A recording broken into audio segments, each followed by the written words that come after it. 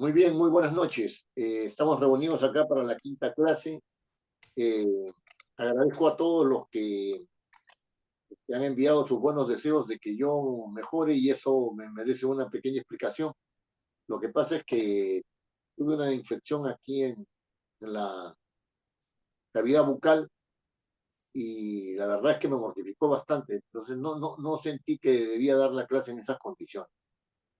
Así que, pero les agradezco igualmente la gentileza que han tenido de mostrarme su interés porque esté mejor. Ya estoy Mm, mejor, ya estoy Qué mejor. bueno. Gracias.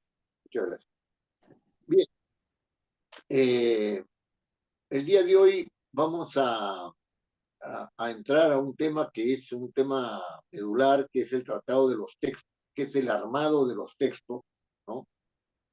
Y antes quisiera, como lo hago siempre, recapitular las clases anteriores.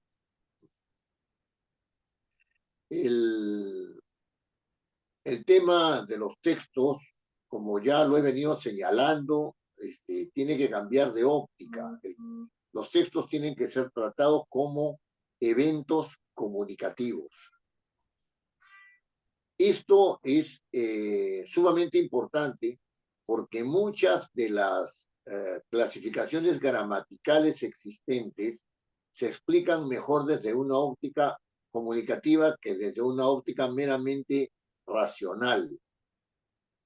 De hecho, las explicaciones más recientes sobre teoría del texto y teoría de la comunicación dan razón de mejores resultados respecto de teorías como la gramática transformacional de Noam Chomsky o de la gramática estructural de Ferdinand de Saussure o las gramáticas antiguas, ¿no? Que están basadas más bien en criterios racionales, ¿no? Y como la gramática de Port Royal, por ejemplo, ¿no? Que es una gramática extraordinaria, ¿no? Pero cuyos elementos eh, no encuentran una explicación tan adecuada como la que trae la teoría de la comunicación. No digo con esto que haya que dejar de lado y desconocer esto, sino que hay una complementariedad en la teoría de la comunicación que la hace más clara y más explicable, ¿no? Respecto del uso del lenguaje.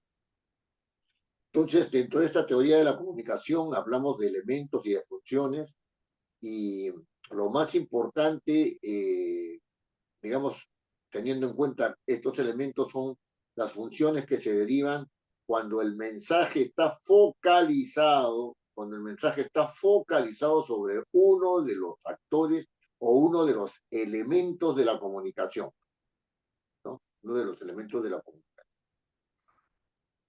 En esto yo vengo haciendo constantemente énfasis porque no hay texto que no tenga por lo menos tres o cuatro funciones al mismo tiempo, ¿no?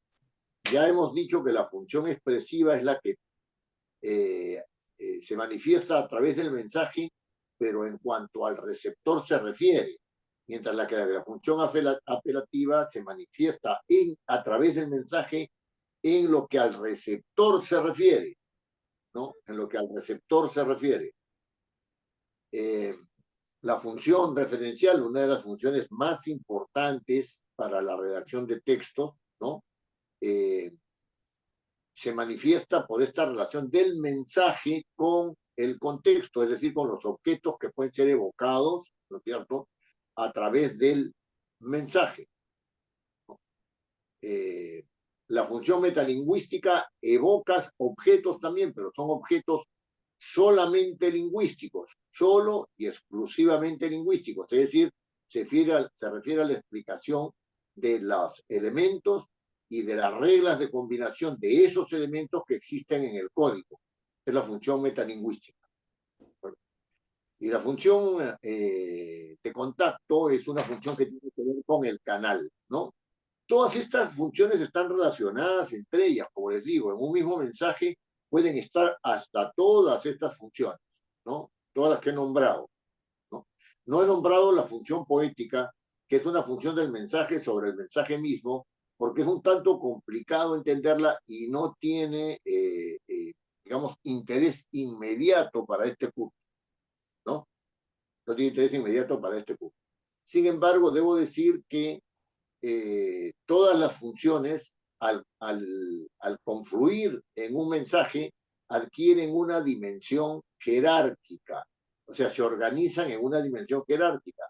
En un momento predominará la función expresiva, en otro momento predominará la función apelativa, en otro momento la función referencial, en otro la metalingüística, ¿no es cierto? En otro la de contacto. Son funciones, ¿no es cierto?, que tienen, que están presentes en el mensaje, pero que adquieren una ubicación, unas respecto de las otras, unas respecto de las otras.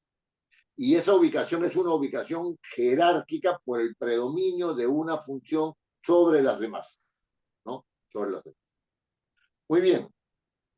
Dijimos además que en cuanto a redacción se refiere, el tema de la claridad era un tema que dependía mucho de cómo se tenían en cuenta las funciones de la comunicación en razón de los actores, de los componentes del circuito comunicativo, ¿no? Pero además dijimos que desde la perspectiva de la producción del texto, el código tenía un papel fundamental porque era el emisor el que iba a extraer de ahí los elementos lingüísticos y las reglas de combinación para poder armar el mensaje, ¿no? Esto lo enriquecimos diciendo de que los elementos lingüísticos no eran únicos en la elaboración del mensaje, sino que al mismo tiempo uno estaba utilizando otros códigos concurrentes. ¿Qué significa que hay otros códigos concurrentes? Que hay códigos de carácter cultural, códigos de carácter social, ¿no es cierto?, códigos de carácter ético, códigos de carácter religioso, que se insertan dentro de la forma lingüística, y la forma lingüística permite que se forme el mensaje para poder transmitirlo, para poder transmitirlo. Estos códigos tienen sus reglas. Todos estos códigos, al igual que el código lingüístico, tienen sus reglas. Se articulan de una determinada manera, ¿no? Por ejemplo, en el cristianismo, para tomar el tema religioso, ¿no? Una regla fundamental es que Jesucristo es Dios, ¿no? Y esa regla fundamental de que Jesucristo es Dios, en el ámbito cultural, ¿no?, en el ámbito del conocimiento, ¿no?, no puede ser trastocada, no puede ser trastocada. En el budismo es diferente, ¿no es cierto? En el budismo se dice que existen leyes y condiciones que posibilitan que los seres y el conocimiento se produzca, y el conocimiento de carácter religioso está sujeto a esa norma, ¿no? Entonces, ese principio no puede ser trastocado en el budismo. Los dioses dependen de causas y de efectos, ¿no es cierto? Entonces, eso es otra lógica, ¿no es cierto? Eso obedece a otra lógica. Lo mismo puede suceder en el terreno político, ¿no? Si uno es comunista, tiene que tener un pensamiento donde probablemente la lucha de clases esté presente, pero ya no con tanta fuerza ahora, pero sí, por ejemplo, la pluriculturalidad, ¿no es cierto? La pluriculturalidad se ha vuelto parte del socialismo y se ha vuelto parte también de la defensa de los derechos de las minorías, ¿no? De los derechos de las minorías. Ya no de las mayorías, sino de las minorías, ¿no? Entonces, esos son ángulos que pueden ser tratados con mayor o menor, ¿cómo se llama esto? Flexibilidad, ¿no? Pero son ángulos que están metidos dentro del código cultural de las personas, dentro del código social. Por ejemplo, en Japón, ¿no? En Japón, el mayor, cualquier persona mayor puede llamar la atención a cualquier menor. Si es que ve que están cometiendo, si es que se está trastocando el código social. En el Perú no. Si él no es mi papá, si él no es mi mamá, no puede ser. Y esto se extiende hasta los casos de segundos matrimonios con hijos del primer matrimonio, donde los hijos dicen, si él no es mi papá, él no me puede llamar la atención. ¿Se dan cuenta? Son otros códigos culturales. Y esos códigos culturales se internalizan en el código lingüístico. No es posible que el código lingüístico esté fuera del marco cultural, ni que el código, ni que el marco cultural pueda ser transmitido sin el código lingüístico, ¿no es cierto? Para los mensajes de textos como los que estamos hablando, ¿no? Entonces, eso es un asunto que hay que tenerlo siempre muy en cuenta, porque nuestro interlocutor nos va a responder no solamente con el código lingüístico, sino con el código cultural, con el código social, con el código ético, con el código religioso, etcétera, etcétera, etcétera. Ahora bien, también dijimos, ¿no?, que este componente cultural tenía que tener una armazón lógica. Y existe efectivamente en el código, en el conjunto de elementos y de reglas de combinación de las palabras, ¿cierto? Un código que también es lógico. No se pueden transgredir los códigos lógicos. Por ejemplo, la categoría de causa y efecto, por un lado, está dentro del código lingüístico, pero eso pertenece a la organización del pensamiento, ¿no es cierto? La categoría de condición-consecuencia está dentro del pensamiento, pero está insertada, ¿no es cierto?, también como una forma de armar el texto. Uno no puede, un principio es no puede concluirse algo si no hay algo de qué concluir. Si uno ha planteado una posición determinada, tiene que concluir en razón de esa posición determinada en su texto. No puede concluir lo contrario. No puede concluir algo diferente a lo que ha estado argumentando.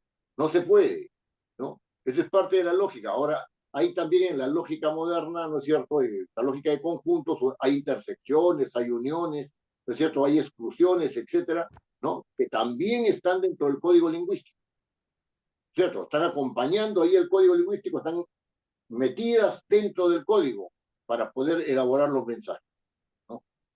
De manera tal que no es posible, ¿no?, imaginar un código exclusivamente lingüístico sin tener en cuenta el ámbito formal, lógico formal, el ámbito lógico formal, las categorías lógicas, ¿no?, y sin tener en cuenta el ámbito cultural, ¿no es cierto?, sin tener en cuenta el ámbito cultural. Muy bien. Entonces, estos son puntos que hemos estado viendo y que han dado lugar a que nosotros hagamos una utilización del lenguaje en razón justamente de los elementos, funciones de la comunicación con un criterio lógico. ¿Para qué? Para obtener claridad en el texto, ¿no? La claridad del texto es algo que se consigue si es que uno tiene, si es que uno tiene precisión, si es que no incurre en contradicciones, ¿no es cierto? Si es que uno es preciso en la que está diciendo, si es que utiliza el lenguaje con propiedad y si es que hay un elemento de culturalidad debajo de lo que está diciendo, porque la ignorancia hace malos mensajes, ¿no es cierto? La ignorancia hace malos mensajes. No me refiero a la acumulación de conocimientos, sino a la reflexión de la experiencia vivida, de los conocimientos adquiridos, ¿no? A eso también me refiero. Entonces, el texto, ¿no?, está desde el punto de vista del manejo del lenguaje, ¿no?, refleja los elementos de la comunicación por las funciones de la comunicación que se pueden dar. Y entonces, cuando yo quiero evocar un nombre, perdón,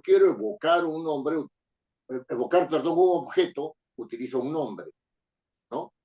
Cuando quiero evocar una acción, utilizo un verbo, perfecto, ¿cierto? Pero los mensajes suponen una organización donde hay, por un lado, un nombre y por otro lado, un comentario acerca de ese nombre. Es lo que nosotros llamamos comúnmente oración. La oración es la unidad mínima del mensaje. La unidad mínima del mensaje.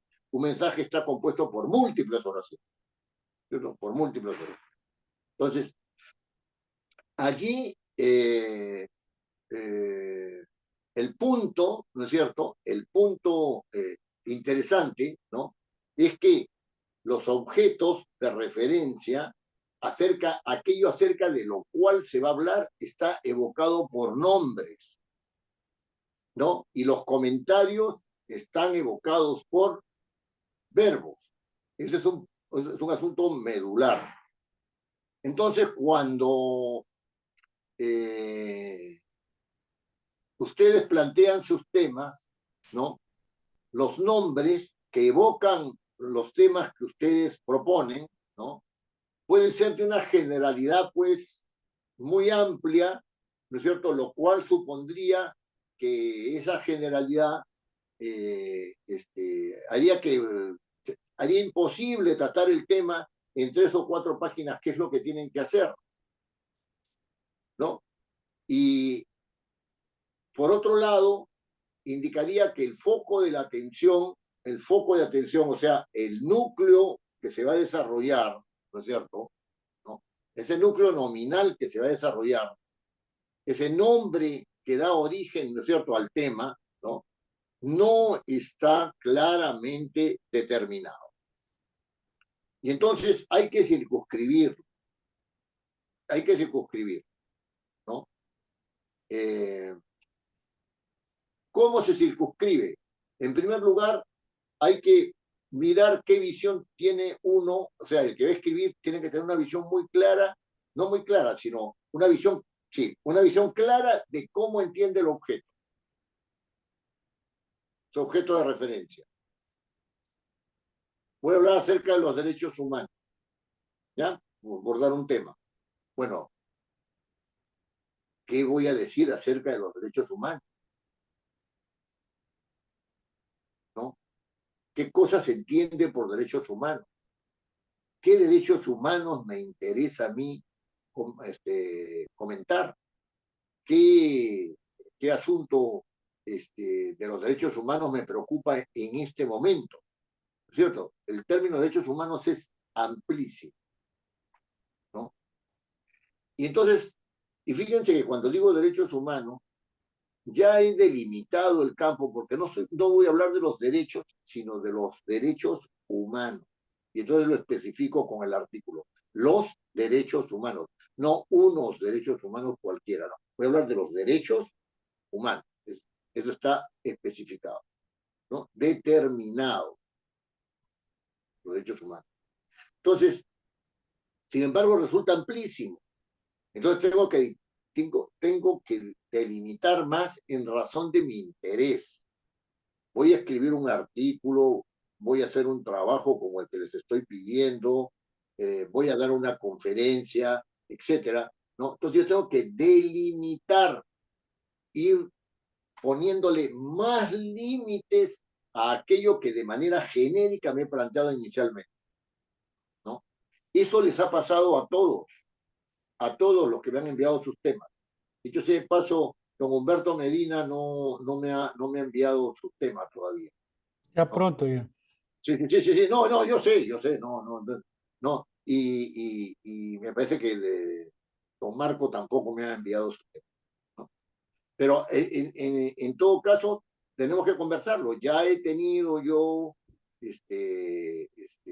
varias conversaciones con algunos de ustedes y seguiremos teniendo conversaciones hasta que afinen bien su campo de referencia. Ha habido un caso de una de ustedes, ¿no?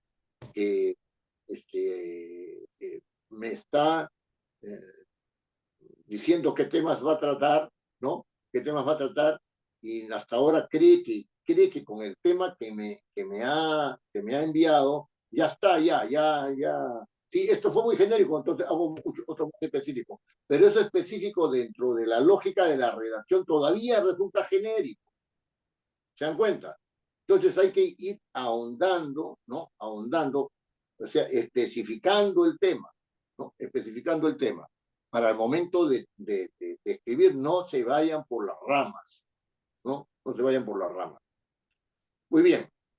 Entonces, se puede delimitar ese campo de referencia a través del artículo y a través del adjetivo. Perfecto. Eso no es suficiente. Entonces, apelamos a una delimitación mayor. Esa delimitación mayor tiene que ver con la oración. Y entonces tenemos un verbo con sus complementos, ¿no? Con sus complementos atrás, ¿no? Que me inserta a mí en el tiempo, asunto sumamente importante.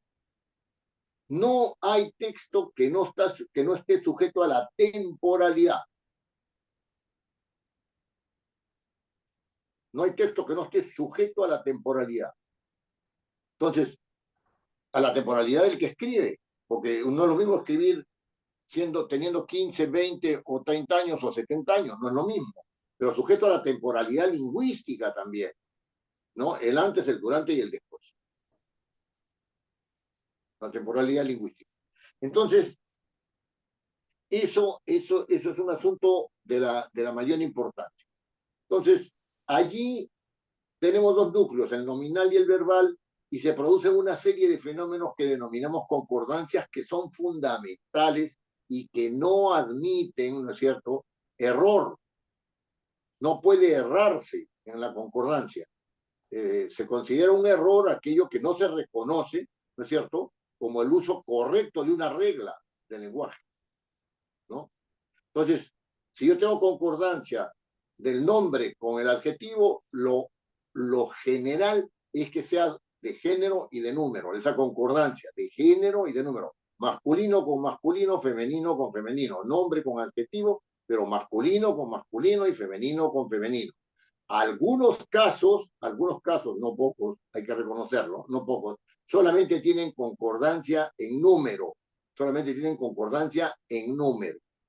Y en otros casos, ¿no es cierto?, esa concordancia en número se soluciona por el artículo, ¿no? Que el artículo siempre da información de género y siempre da información de número.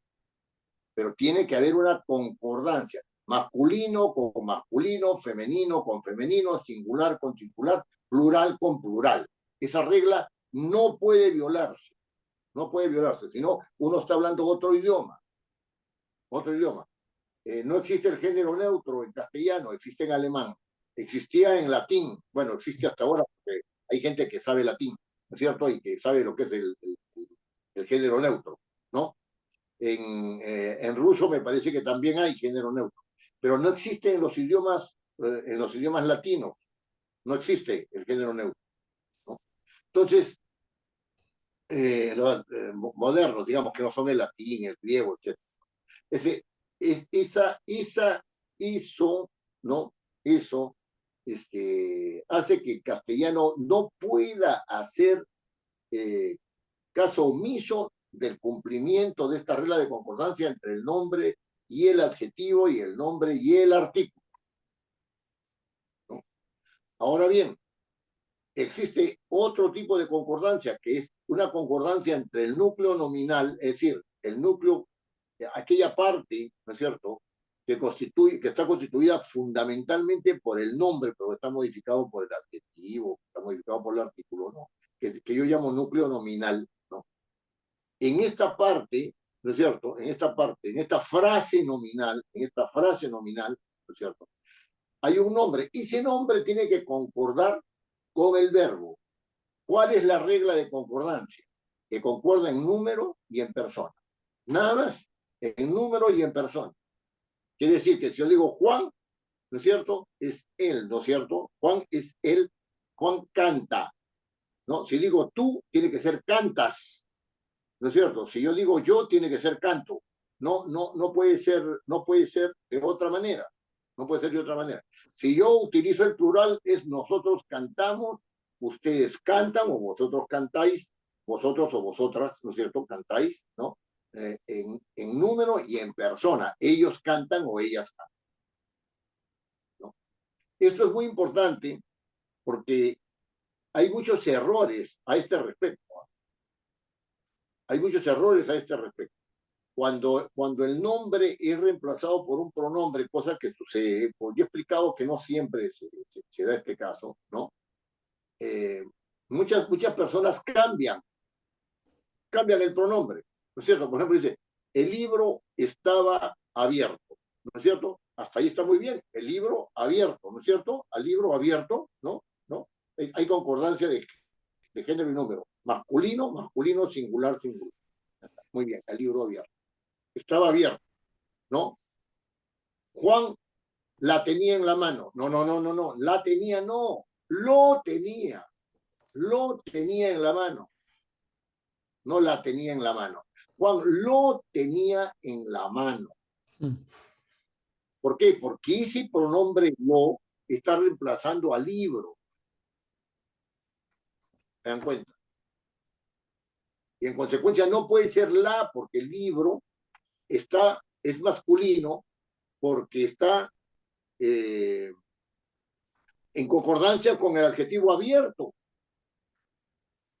¿Se dan cuenta? Eso es un asunto que implica una concordancia oracional, ¿no es cierto? Así como existe una concordancia en razón del nombre, aquí estamos en una concordancia oracional. Hay que estar atentos a eso, hay que estar atentos a ese asunto. Esas son reglas que no son violables. El que las viola revela un bajo nivel de competencia lingüística, ¿no es cierto? O sea, y además está hablando un castellano valorado negativamente, negativamente. Eh, es, es, hay otras reglas que se mueven en nivel fonético, estoy haciendo un paréntesis, ¿eh? Hay otras reglas que se mueven en nivel fonético, ¿no? Porque, y producen confusión. Por ejemplo, el quechua tiene tres vocales, ¿no es cierto? O y U, ¿no es cierto? ¿No? Entonces, el castellano tiene cinco. Entonces ahora ustedes explican por qué gente que habla quechua, ¿no es cierto?, pronuncia la E donde es la I castellana y pronuncia la I donde es la E castellana. ¿Se dan cuenta? Entonces, ¿tienes plata? No tengo. No tengo. ¿No? ¿A dónde vas? A Tengo. Pero si el pueblo se llama Tingo, ahí está escrito Tingo. No, no, no, no se pronuncia Tengo, porque no distinguen esa diferencia entre I y E. ¿Se dan cuenta? Entonces, allí hay se lo estoy diciendo así de manera rápida, porque es un poco más complicado. Esto que es un problema de carácter fonético, ¿no? Donde creo haberme equivocado, las vocales son A y O, ¿no? Entonces, donde la vocal de quechua.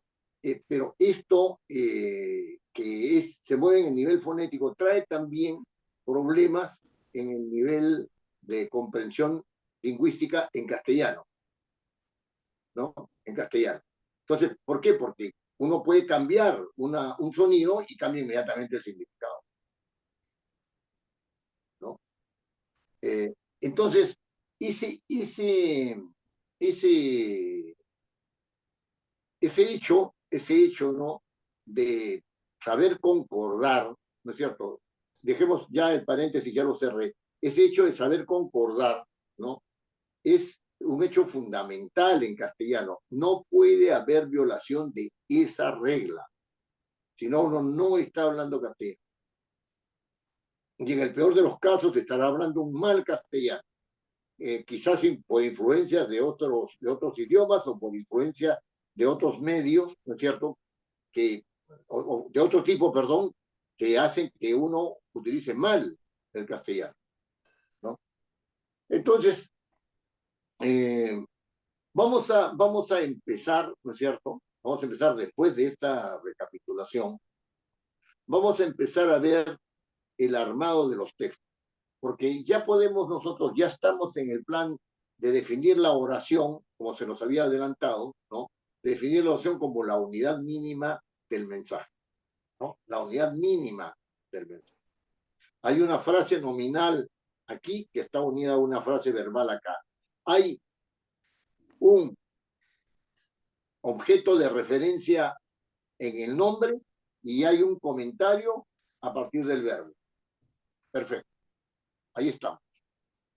Desde el punto de vista de la comunicación, se está produciendo el mensaje, ¿cierto? Se está produciendo el mensaje. Muy bien. No, no existe oración, voy a matizar después esta afirmación, no existe oración que no tenga su núcleo nominal y su núcleo verbal. Es decir, su ámbito de referencia, ¿no es cierto? Y el comentario correspondiente. No existe oración. En castellano, igual que en otras lenguas como el francés, el inglés, y otras lenguas, existen las oraciones eh, eh, unipersonales que se llaman, ¿no? No sé si esté bien esa denominación, pero así se le llama, ¿no? Donde no se sabe exactamente cómo se expresaría el sujeto cuando uno dice llueve o nieva, ¿no es cierto? O fuego, ¿no? Esas oraciones unipersonales no admiten un sujeto propiamente dicho. Sí, pero esas son la excepción. Esas son la excepción, lo cual confirma la regla, ¿no? Lo cual confirma la. Entonces, eh, aquí hay una serie de asuntos que tenemos que ver en relación con las oraciones, porque las oraciones y su engarce de unas con otras, es lo que va a permitir, ¿no?, que tengamos un texto. Y el texto puede ser más o menos largo, más o menos corto. Ese es otro tema. Ese es otro tema distinto. Pero lo que sí hay que tener muy en cuenta es que depende de cómo nosotros entendamos esta relación entre las oraciones, ¿no es cierto? ¿Qué instrumentos de puntuación vamos a utilizar en el lenguaje escrito? El manejo de las oraciones tiene que ver directamente con la puntuación. Directamente con la puntuación. Muy bien. Claro, uno puede tener oraciones exclamativas o puede tener oraciones interrogativas, oraciones afirmativas, etc. Pero la oración, si tiene núcleo nominal y núcleo verbal, está bien conformada. Ahora, estos son los tipos de oraciones simples, ¿no? Las oraciones simples. Ahora, las oraciones simples se pueden relacionar entre ellas de diversas maneras. Por ejemplo, yo puedo decir Juan canta, Pedro baila. Y lo puedo escribir Juan canta, Pedro baila. ¿Allí qué hay? Hay una yuxtaposición de oraciones, es decir, una oración está al lado de la otra. Punto y se acabó.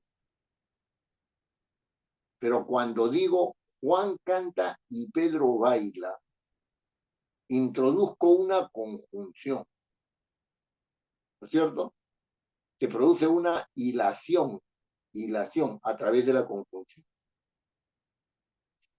Esa hilación a través de la conjunción ya no hace que la interpretación de esa frase, de esas dos oraciones, perdón, Juan canta y Pedro baila, estén sujetas a esa interpretación esté sujeta, ¿no es cierto?, a una variación respecto a Juan canta, Pedro baila. La pregunta es, caben dos posibilidades. Una primera debe responder a la pregunta, ¿cantan y bailan juntos? ¿Cantan y bailan cada uno por su lado? O sea, uno canta en un conjunto y el otro baila en otro lado. ¿Cabe esa posibilidad? ¿No? Si yo, eh, si yo tengo una oración como Juan canta o Pedro baila, ¿son excluyentes?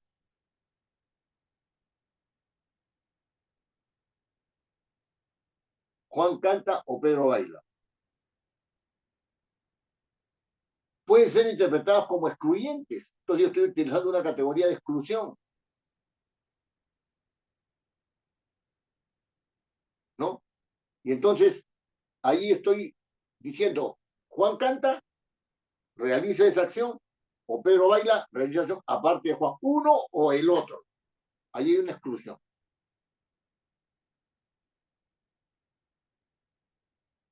¿No? O también puedo tener una lógica de carácter condicional. Si Juan canta, Pedro baila.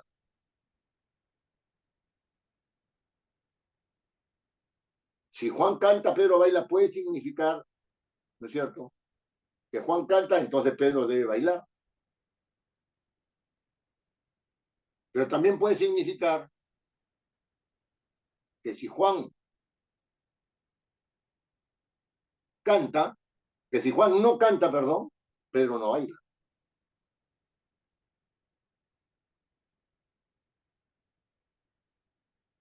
¿Se dan cuenta? Esta relación entre las oraciones, es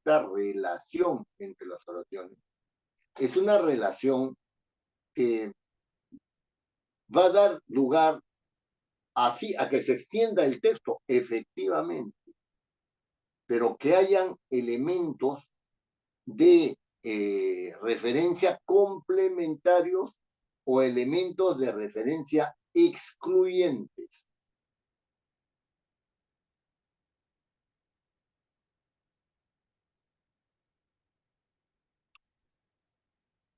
Fíjense, eh, todo va a depender del uso de las conjunciones y en algunos casos también del uso de las preposiciones, ¿no? Pero sobre todo de las conjunciones, sobre todo de las conjunciones, ¿no? Si yo digo Juan canta, Pedro baila, ¿no? Lo que estoy tratando de decir es que cada uno realiza una acción. Ninguno excluye al otro, ¿no? Cada uno hace una acción. Ahí no hay un criterio ni de inclusión ni de exclusión. Ahí está claro. Juan canta y Pedro baila, ¿no? Ya me da la idea de que lo pueden estar haciendo juntos, pero no necesariamente. No necesariamente. Estoy indicando nada más que Juan canta y Pedro baila. Esa es la diferencia entre una yuxtaposición, ¿no es cierto? Y una hilación, vamos a decir, una hilación, es decir, utilizar una conjunción para unir, ¿no?, elementos. Juan canta o Pedro baila, o Pedro baila indica una exclusión. Si Juan canta, Pedro baila, puede implicar una inclusión, pero también puede indicar una exclusión. Y puede indicar una exclusión de ambos. Si Juan canta, Pedro baila. Juan no canta, Pedro no baila.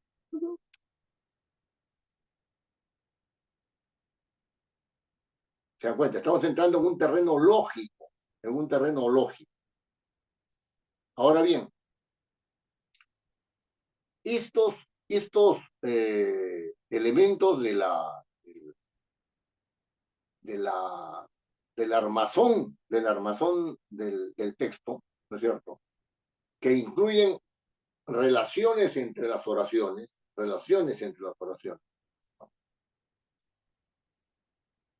tienen también elementos que tienen que ver con las funciones,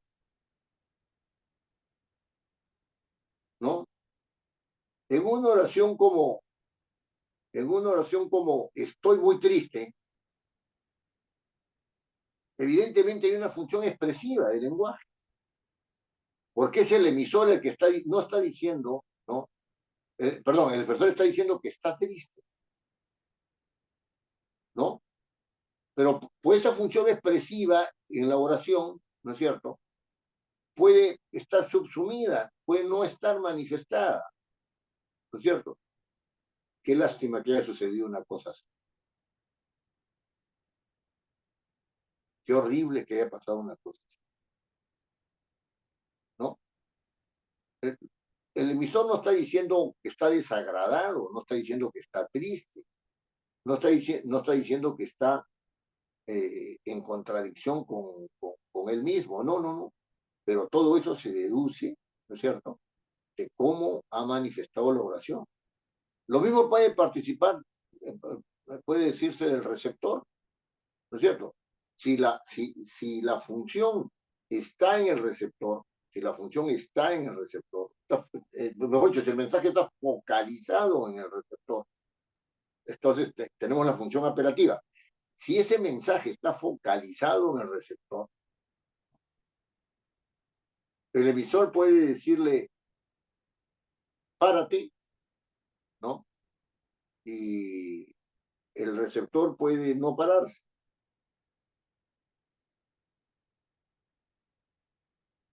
El receptor, por favor, párate. Ah, bueno, así, de esa manera, sí, pues. La función expresiva del modo de entonar está provocando una reacción determinada en el oyente, ¿no?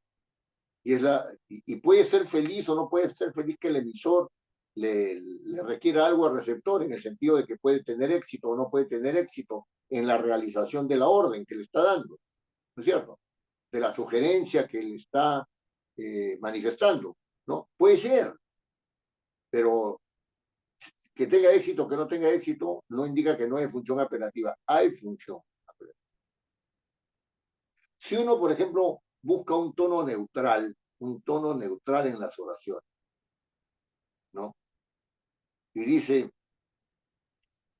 y hace predominar ese tono neutral, y dice, ese asunto no obedece a ninguna lógica.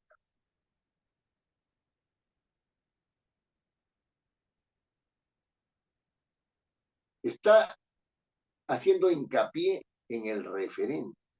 Cuando uno dice, no estoy hablando de eso, no estoy hablando de eso, estoy hablando de otra cosa, ese referente, ¿no es cierto?, no está evocado, ¿no es cierto?, de una manera secundaria, no, está evocado de una manera primaria, principal,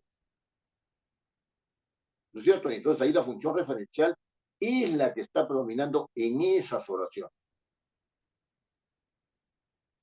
Si uno dice, oye, eso no es un verbo, eso no es un verbo, sino que es un adjetivo, ¿no? Está haciendo función metalingüística, efectivamente, está haciendo función metalingüística. ¿Cuál es lo subsiguiente en el tipo de afirmación? Está predominando la función metalingüística y lo subsiguiente es, conoce esto, función referencial. Ese no es el objeto adecuado de referencia, es la segunda función que está por debajo de la función metalingüística, ¿no? Y después está la función de apelación, es decir, entiende, esto no es un verbo, es un adjetivo, o un adjetivo es un verbo. ¿Se dan cuenta? Entonces, cuando uno está en el armado de los textos, no basta con decir, ¿saben qué? Esta es una oración. Y hay una oración que es una oración, mejor dicho, de este razonamiento, se induce que no toda oración tiene la misma importancia en un texto. Que en el texto hay oraciones que son nucleares, es decir, de las cuales se derivan otras oraciones. Y entonces eso que se dice de oración principal y de oraciones secundarias es correcto. Yo no los denominaría así, ¿no? Secundarias, ¿no? Como si no tuvieran importancia. No las denominaría así, pero es correcto en el sentido de que si yo tengo mi punto de referencia en una oración inicial, las demás tienen que derivarse de esa oración inicial. Y generalmente esa oración inicial está de manera muy sintética en el título.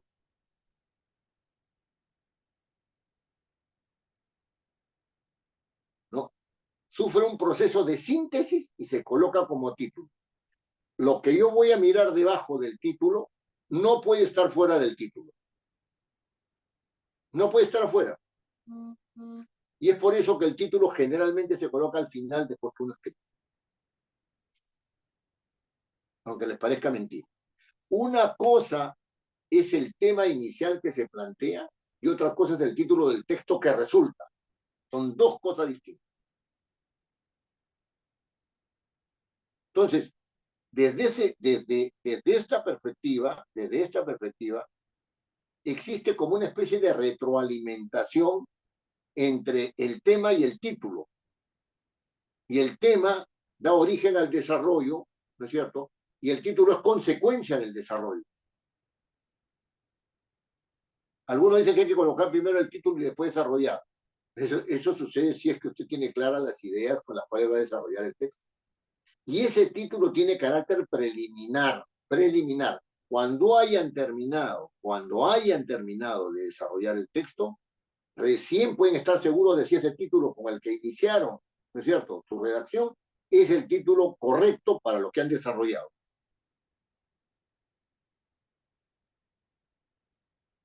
Mientras esté en desarrollo, el texto, todo título es preliminar. Está sujeto a reformulación.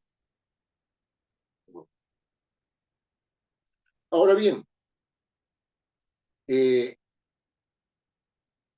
este punto se condice mucho también con el aspecto formal, porque yo no puedo en un texto, con el aspecto formal del texto, ¿no? Con el aspecto formal del texto. Y aquí estoy incorporando las características junto con lo que acabo de decir, o sea, perdón, las características formales, junto con el texto que junto con la modalidad de manejo del texto que acabo de referir. Si yo quiero un texto claro, ¿no?, en el desarrollo del texto, tengo que ser consciente de que no puedo caer en contradicción. No puede ser que una idea esté contradiciendo a otra. Tampoco puedo caer en imprecisión con el razonamiento que ya hemos hecho, ¿no es cierto?, de que no hay nada totalmente preciso, ¿no? No hay nada totalmente preciso cuando uno escribe, ¿no? Entonces, eso hace que yo trate de conocer lo más que pueda mi objeto de referencia. Y eso me va a permitir tener precisión y, y la precisión le va a dar claridad al texto. También indica que yo tengo que utilizar los elementos del código, las palabras, ¿no es cierto?, los sonidos o sus grafías y sus relaciones, ¿no es cierto?, sus reglas de relación, las tengo que realizar de una manera que ese texto, ¿no es cierto?, que ese texto tenga las palabras suficientes y necesarias, no más allá. Pero también significa que ese texto no tiene que tener repetición de palabras que pueden ser reemplazadas por sinónimos, y esa repetición de palabras, ¿no es cierto?, se nota claramente cuando hay cercanía. Si todo el tiempo digo en consecuencia, y más después de 2 líneas te digo en consecuencia y no la cambio por lo tanto, ¿no es cierto?, ¿no? No la cambio por lo tanto, entonces estoy incurriendo ahí, ¿no es cierto?, en un defecto de redacción, porque estoy utilizando palabras, ojo, concisión, estoy utilizando palabras, o sea, las mismas palabras en un pequeño espacio, lo cual significa que yo tengo un bajo nivel de competencia lingüística porque no conozco la sinonimia. Y la sinonimia no es palabra a palabra, sino también frase a frase. ¿Cuántos de ustedes utilizan la palabra sin embargo como si fuera pero? ¿Y cuántos de ustedes utilizan la palabra empero? Casi nadie utiliza la palabra empero, ¿no? ¿Qué diferencia hay entre empero y no obstante? ¿No es cierto?, para hablar de relacionador. Entonces, esto,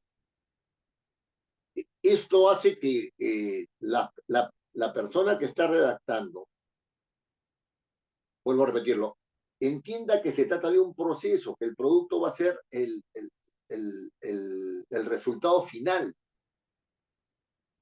¿cierto? Y en ese proceso, estas oraciones, este entramado de oraciones, están sujetos a un principio de jerarquía por el cual una oración es oración principal y las otras oraciones están en relación con ella. Después existe otro párrafo donde hay una oración principal y las demás están en relación con ella. Pero esa oración principal puede depender de oraciones del párrafo anterior. Entonces, no solamente hay un principio de importancia, digamos, de la oración principal, sino hay un principio también de sujeción. El principio de sujeción, ¿qué significa? Que lo que sigue en el texto está sujeto a lo anteriormente dicho. Pongan atención en esto. El principio de sujeción está sujeto a lo anteriormente dicho. Yo no puedo decir una cosa que no tenga relación con lo anteriormente dicho. No puedo. ¿No es cierto? Entonces, este principio de sujeción es un principio que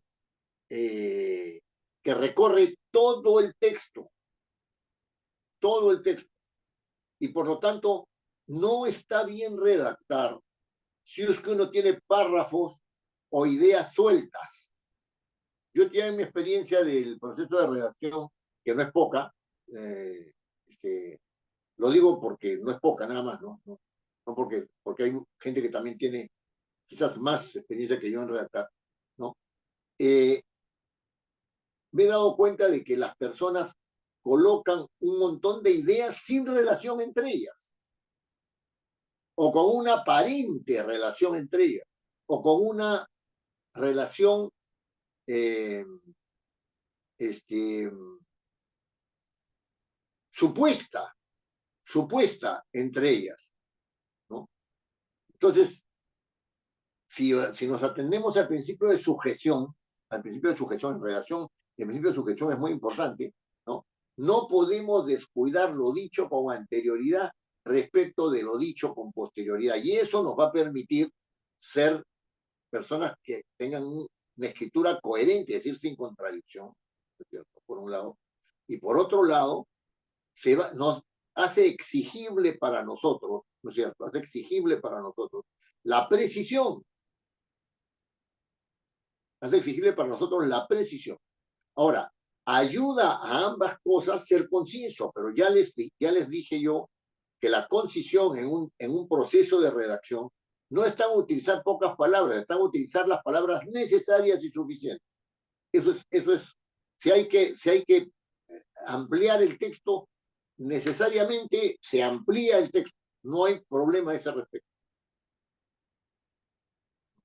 Hay que tener mucho ojo también en este principio en razón de este principio de sujeción que recorre todo el texto, ¿no? Unas ideas, unas oraciones, ¿no es cierto?, que manifiestan ideas están sujetas, ¿no es cierto?, al principio de sujeción hasta el final del texto, ¿no? Hay que tener en cuenta también que ayuda mucho si uno a mantener la coherencia y a mantener la concisión y a mantener la precisión, utilizar los términos con propiedad, con propiedad. Los términos tienen un significado de base que les es propio, ¿no es cierto? Hay que utilizar esos textos con propiedad. Yo me he encontrado con casos en los cuales ha llamado mi atención el uso de algunos términos, ¿no? Y he consultado al diccionario porque me parecían que estaban bien utilizados, pero que no eran comunes en utilizarse. Y me he dado cuenta de que la persona que me había transmitido ese texto y que yo estaba leyendo ese texto con propiedad. Y había escrito ese texto, ¿no es cierto? Seguramente habiendo consultado un diccionario o por cultura propia, lo había escrito con propiedad, con el significado adecuado.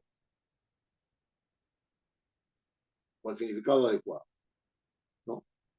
Bueno, ya no les hago más hincapié en el mundo cultural porque de eso ya hemos hablado bastante, ¿no? Pero lo que tiene que quedar en claro de lo que vengo diciendo, ¿cierto? Es que la relación entre las oraciones hace un texto. Efectivamente, que esas relaciones pueden darse por justaposición, pueden darse por hilación en el sentido de que son complementarias, puede darse por exclusión en el sentido de que son excluyentes, ¿no es cierto? Puede darse por relaciones de condicionamiento, el sí entonces, ¿no? Puede darse bajo esas modalidades, ¿no? Pero también existe una modalidad que es la modalidad de las oraciones que son subordinadas a otras oraciones. Esa subordinación tiene una característica, La característica de la subordinación tiene que ver con el hecho de que una oración dependa de la otra para su entendimiento. Fíjense bien. Síganme bien en el razonamiento, ¿ya? Síganme bien en el razonamiento. La casa que compramos es grande. Ahí hay dos oraciones. La casa es grande y que compramos. ¿Por qué son dos oraciones distintas? Porque en una estoy hablando de la casa, mi referencia es la casa, ¿no es cierto? Y digo de ella que es grande. Ese es mi comentario. Y en la otra oración es que compramos. ¿Quiénes compramos? Nosotros. Ah, entonces mi referencia es nosotros. Nosotros compramos qué, ¿no es cierto? Nosotros compramos qué. Hasta ahí llego. ¿Y ese qué? ¿Cómo se entiende? ¿Cómo se entiende ese qué? Si lo reemplazo por la casa. Nosotros compramos la casa. Está reemplazando a la casa, dicha con anterioridad. Esta segunda oración es una oración dependiente de la primera, porque no puede entenderse sino en relación con la primera, con la casa es grande. Que compramos es una oración subordinada a la casa es grande.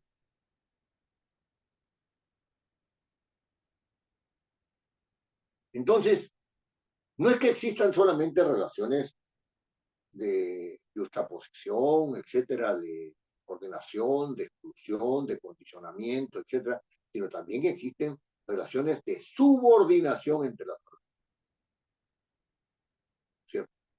Ahora bien, cuando nosotros unimos estas oraciones, para hacer un texto, ¿no? Para hacer un texto, estas oraciones tienen que estar sujetas a un principio que es el principio de importancia, vamos a llamarle así, porque hay una oración principal y las otras que se derivan, que están en relación con ella. Pero también están sujetas al principio de sujeción. ¿Qué significa eso? Que yo no puedo decir después en el mismo texto algo que no esté en relación con lo anterior. No existen párrafos sueltos en un texto que puedan subsistir independientemente. No pueden haber esos. No pueden haber esos párrafos. Todos los párrafos en un texto tienen que estar en relación. De ahí la importancia de conocer bien, ¿no es cierto?, los relacionadores, las preposiciones y las conjunciones. Eso es muy importante, muy importante. Entonces, por ese lado, ¿no es cierto?, debe quedar bien en claro que efectivamente existen varios tipos de oraciones para conformar un texto y varios tipos de relaciones entre esas oraciones para efectivamente relacionarlas y conseguir el texto, pero que además todas ellas están sujetas al principio de sujeción. No puede haber, repito nuevamente, algo que se diga que no esté en relación con lo anterior. Y lo anterior te lleva hasta el título. Lo anterior te lleva hasta el título. Muy bien. Ahora hacemos un pequeño intermedio y regreso para ver cómo se relaciona la puntuación con lo que acabo de decir. ¿Ya? Porque la puntuación es clave, es el elemento clave para la escritura. ¿Ya? 5 minutos, por favor, y regreso. Son 8:03, bueno, 8:10 regreso, ¿ya? ¿O son 8:05? Ah, ya no. Sí, 8:05, 8:10 regreso.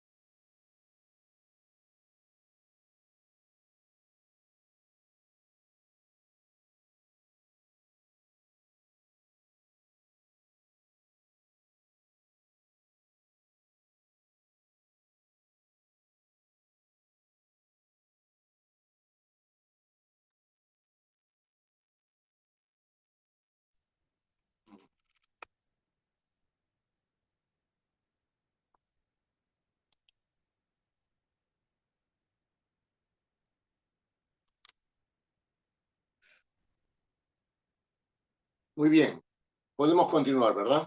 Acá estamos. Muy bien.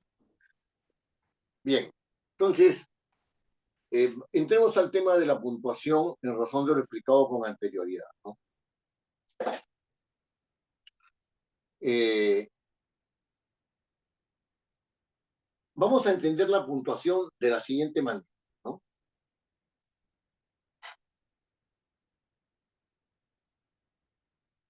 Son una serie de reglas, ¿no?, que incluyen el uso de los puntos, el uso de las comas y el uso del punto y coma, ¿no? Esas son las, digamos, el ámbito en el cual se va a mover eh, lo que voy a explicar seguida. Entonces, una primera, un primer acercamiento a la puntuación, ¿no?, es que el punto debe colocarse después de cada oración. Esta es la regla general. Dicho de una manera específica, ¿no es cierto? O sea, más al detalle, ¿no? De una manera más al detalle. No puede colocarse el punto, ¿no? No puede colocarse el punto si es que no hay una oración, si es que no hay por lo menos una oración. Y entonces, cuando yo hablo de justa posición, ¿no? Es decir, cuando hablo de que dos oraciones están juntas, ¿no? Juan canta, Pedro baila, yo puedo utilizar el punto en Juan canta, punto, Pedro baila, punto. ¿Cuál es la referencia entre Juan canta, de Juan canta, Juan? ¿Cuál es el comentario? Canta. Es el comentario. Una oración simplísima. Pedro baila, la referencia, el ámbito de referencia está reducido a Pedro y el ámbito de baila es un comentario.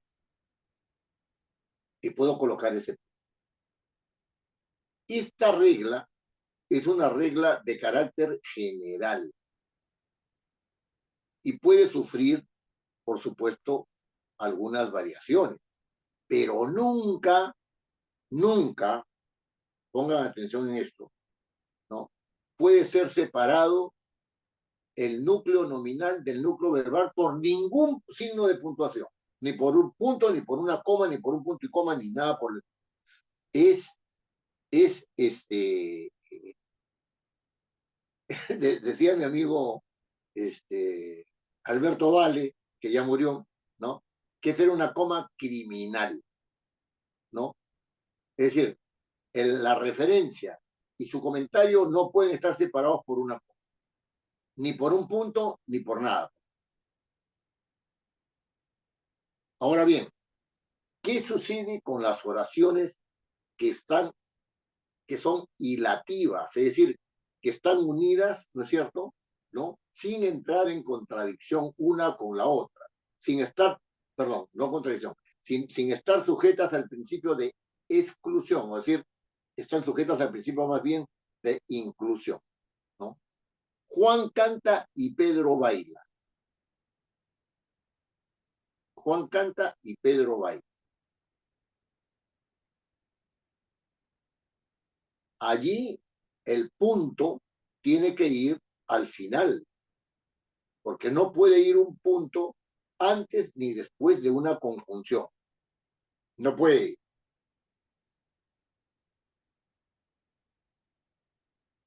El punto no puede ir ni antes ni después de una conjunción. Es decir, yo no puedo decir Juan canta punto y punto Pedro baila, no. Como eso es imposible, entonces el punto solamente podrá colocarse al final de una oración coordinada, o si quieren llamarla también una oración hilativa. El mismo caso se da con Juan canta o Pedro baila, ¿no es cierto? Aun cuando haya exclusión, ¿no es cierto?, no puedo colocar yo, ¿no? Punto entre la O, es decir, antes de la O y después de la O, no se puede al final.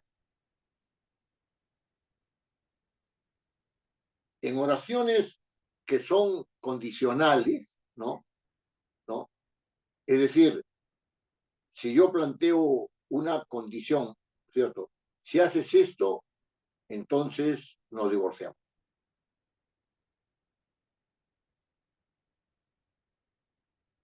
¿No? Entonces, como hay una relación, sí, entonces, que es una relación condicional, ¿no? Que puede también ser tomada como causa y consecuencia, ¿no?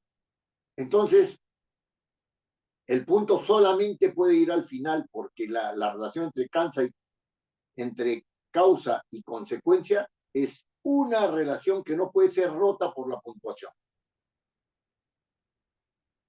Lo mismo sucede con las oraciones subordinadas. Es decir, con aquellas oraciones que a su interior, con aquella oración que a su interior tiene otra oración, ¿cierto? Que para ser entendida depende de la primera, ¿no? Depende de la primera, que para ser entendida. Entonces, la casa que compramos, ¿no es cierto? La casa que compramos es grande. El punto irá al final.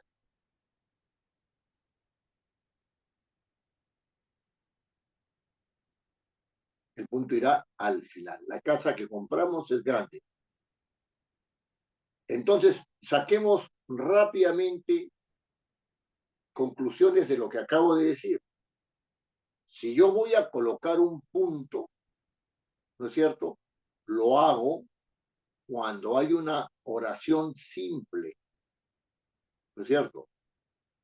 Y lo haré en el caso de oraciones compuestas, o sea, si por justaposición, por exclusión, etcétera, ¿no? Por condición, por la relación condicional, ¿no es cierto? O causa-consecuencia, por la subordinación, lo haré siempre al final de esas oraciones. Y estas oraciones eh, son, son, son ejemplos que dejan en claro que esta unidad mínima de mensaje, ¿no es cierto? Unidad mínima de mensaje, ¿no es cierto? Puede ser utilizada para colocar los puntos gráficos donde corresponde. Donde corresponde. Ahora bien, ahora bien, yo puedo tener oraciones mucho más complejas, ¿no?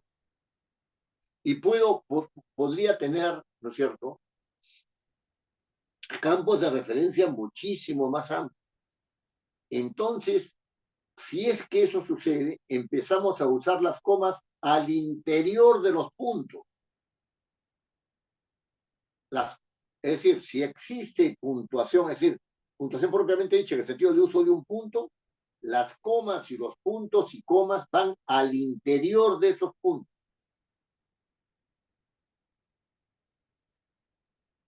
No hay posibilidad de colocar un punto dentro de un punto. No, no, eso no existe. Esa posibilidad no existe. Si se da un punto al interior de esa oración, sea simple o sea una oración compuesta, ¿no es cierto? ¿No? Del tipo sí, entonces, o del tipo de subordinada, ¿no? Es una oración compuesta o de coordinadas, etcétera, ¿no?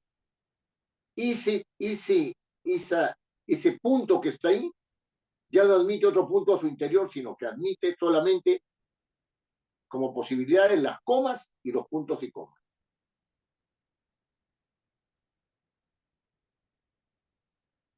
Ahora, si nos referimos a las comas, ¿no? Al uso de las comas, eh, estos tienen, este uso de las comas tiene diferentes finalidades.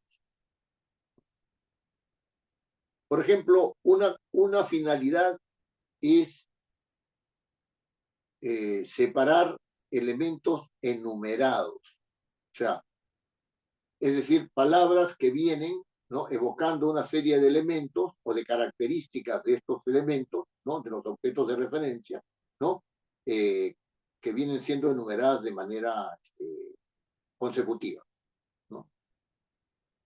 Yo puedo decir, la casa que compramos, ¿no?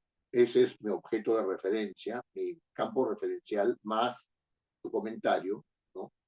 La casa que compramos es verde, grande y aireada,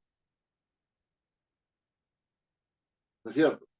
Si yo digo, la casa que compramos es grande, verde y aireada, la coma tiene que ser utilizada entre verde y grande. Verde, coma, aireada y verde, grande y aireada.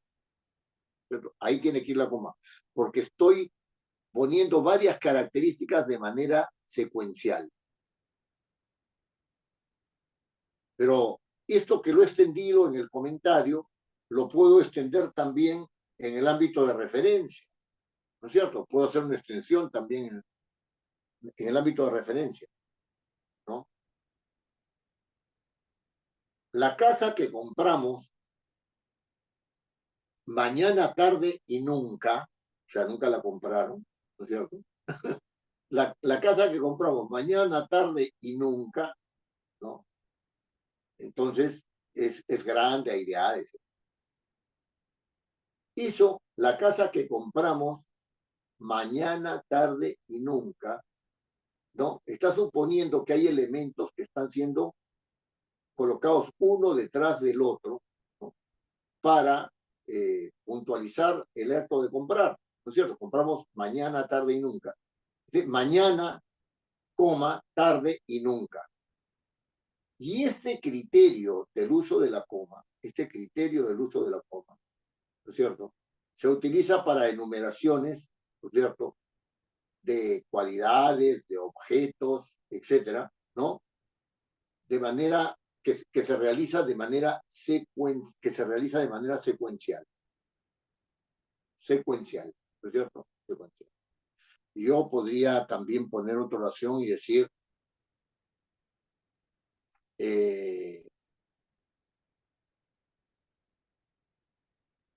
nosotros tenemos fortaleza, convicción, determinación, calidad y voluntad para realizar eso. Nosotros tenemos 1, 2, 3, 4, 5 y el último.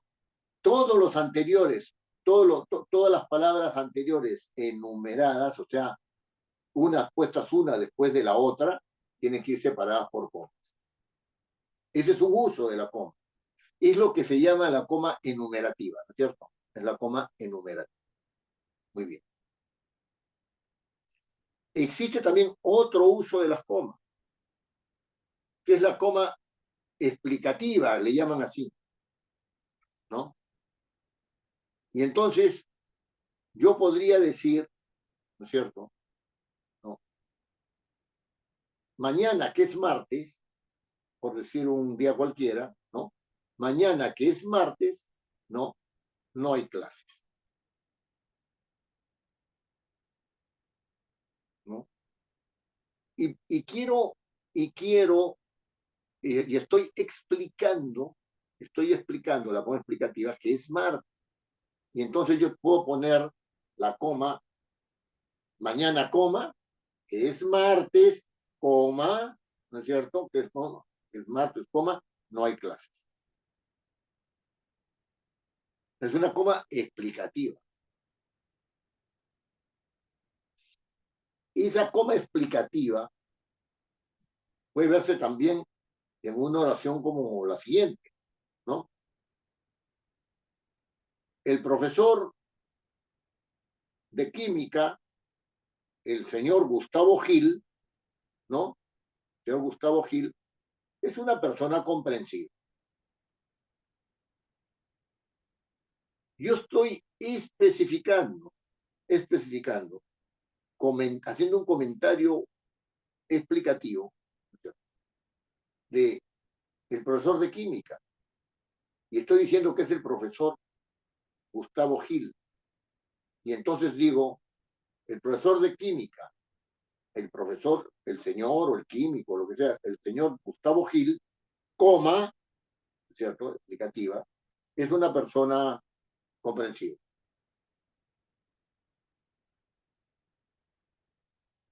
Y ahí esa coma, y esta coma, estas dos comas son comas explicativas, ¿no es cierto? En los dos ejemplos que da. Dos ejemplos que da. Existe también, y esto desde el punto de vista de la teoría de la comunicación tiene sentido, ¿no? La famosa llamada coma enfática.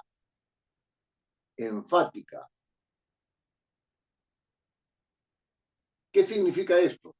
Que se utiliza la coma para dar énfasis, ¿no? Para dar énfasis a determinada parte de la oración. ¿Qué significa que se va a dar énfasis a una determinada parte de la oración? Es decir, lo que se quiere decir es que se va a resaltar de una manera determinada esa parte de la oración sin que hubiera necesidad, porque no hay enumeración ni hay explicación. Hay una necesidad del emisor, sí, pero no una necesidad lingüística. Hay una necesidad del emisor. Y entonces la persona puede decir, no, hemos quedado para realizar este trabajo, coma, mañana, punto.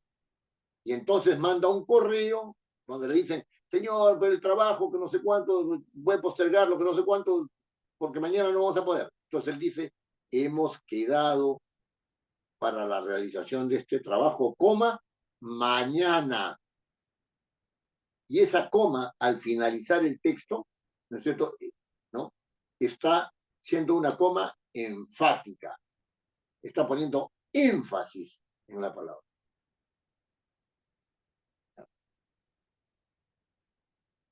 Como digo, estas comas solamente pueden funcionar al interior de los puntos, al interior de los puntos, ¿no? Es decir, se utilizan para especificar, para ordenar una enumeración determinada de palabras, ¿no es cierto? Que pueden ser adjetivos, nombres, etc. Y también para dar énfasis. Y para dar énfasis. Ahora bien, la pregunta es si es que existe la famosa coma vocativa. Vocativa. No. Es decir, una persona dice, señor, usted ha dicho tal y tal cosa, nos pone por escrito, ¿eh? Señor, coma, usted ha dicho tal y tal cosa, o señor, le escribo para hacerle saber tal cosa, etc. ¿No? En realidad esa es una coma enfática, o sea, lo que están diciendo es, a ese señor le están diciendo, señor, le están llamando su atención, es una coma enfática, señor. No, no existe la coma vocativa, porque esto es una mala interpretación. El vocativo es ese nombre es una reminiscencia del latín, donde existía en el cambio de las palabras, ¿no es cierto? Una declinación vocativa, ¿no? Eso no tiene nada que ver con el castellano, ¿no? En realidad, esa es una coma enfática, una llamada de atención, ¿cierto? Un decir, un reconocer incluso que hay eh, cierto buen trato, ¿cierto? Respecto de la persona. Pero nada más, pero nada. Ahora, lo que nos falta a nosotros es ver de qué trata el punto y coma, ¿no? Miren, en el asunto del punto y coma hay mucho de criterio, pero es un criterio válido. Es decir, utilizar el criterio para colocar el punto y coma, ¿no es cierto? Es una manera de decir que el punto y coma tiene razón de ser, pero razón de lo que la persona esté tratando de hacer para darle claridad al texto, para darle claridad al texto, ¿no? Si yo tengo, por ejemplo, una enumeración muy amplia, ¿no es cierto? Una enumeración muy amplia de personas, ¿no? De personas, ¿no? Esta acción afecta al presidente de la República, a los ministros, a la señora fiscal de la Nación, a la señora presidenta de la Corte Suprema, al señor presidente del Consejo de Ministros, a cada uno de los ministros, etcétera, etcétera, etcétera, y es una numeración larga, ¿no es cierto? Tendría cada elemento que estar separado por una coma, ¿no? Pero el lector, así como hay un ritmo oral, también tiene un ritmo visual, también tiene un ritmo visual. Y ese ritmo no puede extenderse sin cansar a la persona. Entonces, yo puedo poner cada 2 o 3 elementos, ¿no? El punto y coma, ¿no? Este asunto afecta al señor presidente de la República, al señor presidente del Congreso y al señor presidente del Poder Judicial, punto y coma. Claro que había una coma entre el señor presidente, coma, el señor eh, presidente del Congreso y el señor y la señora presidenta de la Corte Suprema. Ahí viene punto y coma. A los señores ministros de Estado y a la señora fiscal de la Nación, punto y coma. Y después vienen todos los demás, a fulano, tetano y mengano, punto y coma, hasta que llegan al punto. Ahí hay una cuestión de criterio. Hay muchos casos en los cuales el punto y coma puede reemplazar al punto, ¿no? Y entonces se lanza una frase, o una oración, perdón, se lanza una frase como una oración, y la otra le es inmediatamente seguida. O sea, lógicamente no puede separarse una de la otra. No podría ser separada por un punto, ¿no? Los ministros que han firmado tal documento están sujetos a acusación constitucional y yo pongo punto y coma, eh, están en la vista del Poder Judicial. ¿Se dan cuenta? Y en este uso del punto y coma hay mucho de criterio, hay mucho de criterio. Los 2 criterios básicos que les he señalado son los relacionados con las enumeraciones largas, donde uno va a agrupar, ¿no es cierto?, a los elementos enumerados, le coloca, permite que haya una coma o dos y después un punto y coma y después una coma o 2 comas y después un punto y coma, una coma o 2 comas y después de un punto y coma. Eso quiere decir que no puede haber punto y coma si es que al interior del punto y coma no hay comas.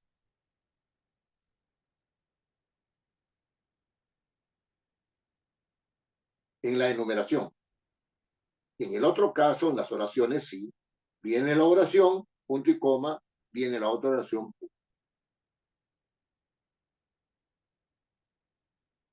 Falta solucionar un tema final para esta clase. Y es el tema de cuándo los puntos son seguidos y cuándo el punto está en final de párrafo. Yo he tenido ocasión de corregir textos, ¿no? Donde los párrafos eran rotos. O sea, lo que debía estar en el primer párrafo estaba en el inicio del segundo párrafo. Y no es que hubiera un engarce, sino que sencillamente la persona había cortado el párrafo ahí porque le parecía pues, que debía ser otro párrafo, seguramente porque era muy largo. Pero no se estaba dando cuenta de cómo iba el razonamiento, el tratamiento de su materia, el tratamiento de su referencia. El tratamiento de su referencia. Entonces, allí hay también, ¿no es cierto?, un principio, el principio de sujeción, ¿no? O sea, nada que está adelante, que no esté adelante, está sujeto perdón, nada de lo que esté detrás en el párrafo está sujeto, debe estar, todo lo que está detrás debe estar sujeto a lo que está delante en el texto, ¿no? Entonces, ese principio de sujeción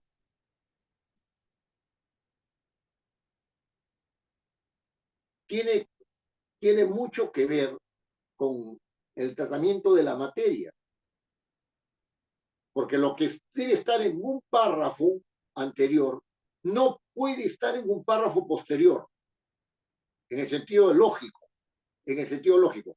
Yo tengo que terminar la idea o el desarrollo de una idea en un párrafo determinado para pasar a otra idea que puede ser complementaria, que puede ser contradictoria, que puede ser excluyente, que puede ser la respuesta a una condición anterior, etcétera, etcétera.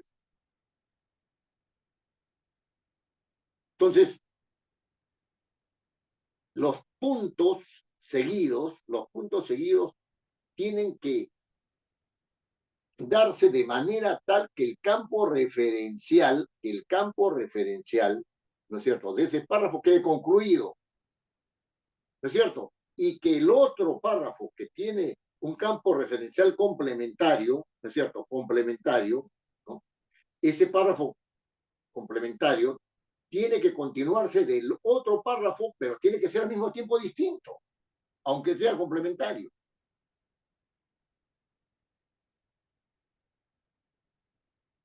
No puede haber en un segundo párrafo, ¿no es cierto?, lo ya dicho o lo que se deduce o lo que continúa para terminar la idea, esto final es importante, lo que continúa para terminar la idea que debía estar en el párrafo anterior. No puede, no puede, es decir, no está bien que se dé ese caso. Entonces, habrá puntos seguidos si es que estamos tratando, si es que estamos desarrollando una idea, ¿no es cierto? Y entonces hay varias oraciones que desarrollan esa idea. Pero habrá un punto aparte si es que hay un cambio de idea, ¿no es cierto?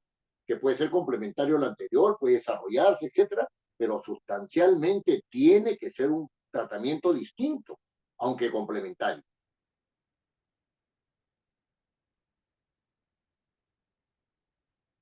Solamente pueden colocar ustedes el punto final si es que están seguros de que se ha terminado de escribir todo lo que ustedes desean que se escriba, o todo lo que ustedes impliquen como conveniente, ¿no es cierto?, para el texto que tienen entre manos.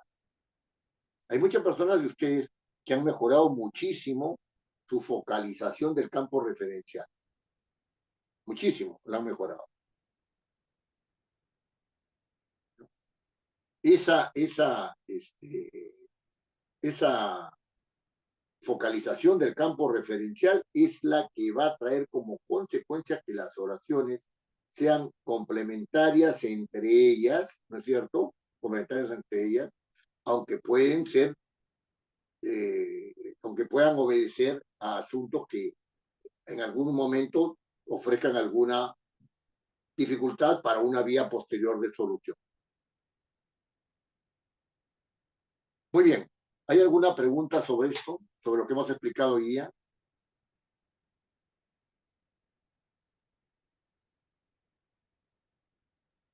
Maestro, buenas Diga. noches. Buenas noches. Hay ocasiones en que también se escribe el punto y coma antes de una conjunción, por ejemplo, y, ¿no? No, eso es correcto. Eso es correcto. ¿No? Lo que yo he señalado, es que no puede haber un punto, ni antes ni después de una conjunción, ¿no? Okay.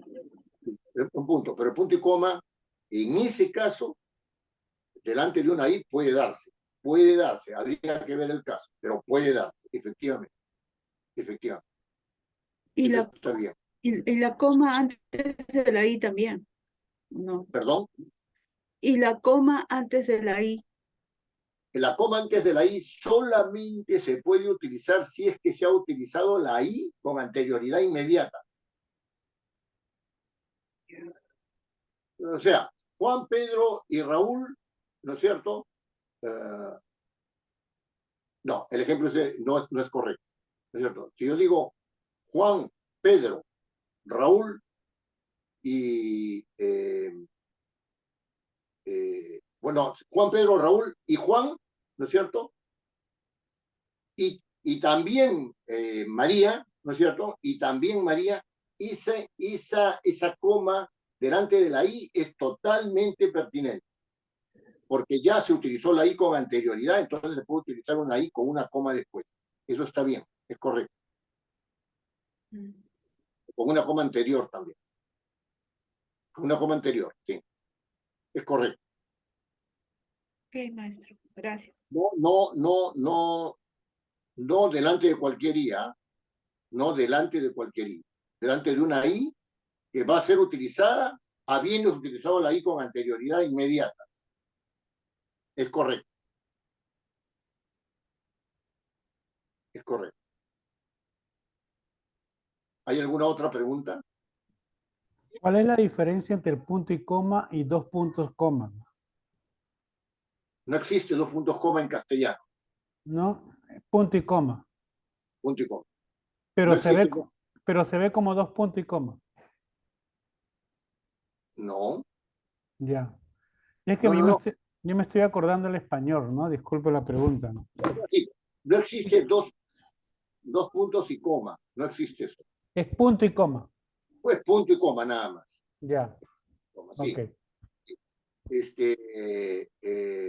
Fíjense, tengan en cuenta esto. No dejen de enviar sus consultas para el trabajo, ¿no? Por ejemplo, Anita ha estado consultando, ya centrado su tema, mucho mejor de lo que estaba en el primer momento. Me acaba de enviar otro título, mejor dicho, otro tema mucho más centrado. Mucho más centrado. No voy a decir cuál tema, ¿no? Porque si no... Y eso está muy bien. Eso está muy bien.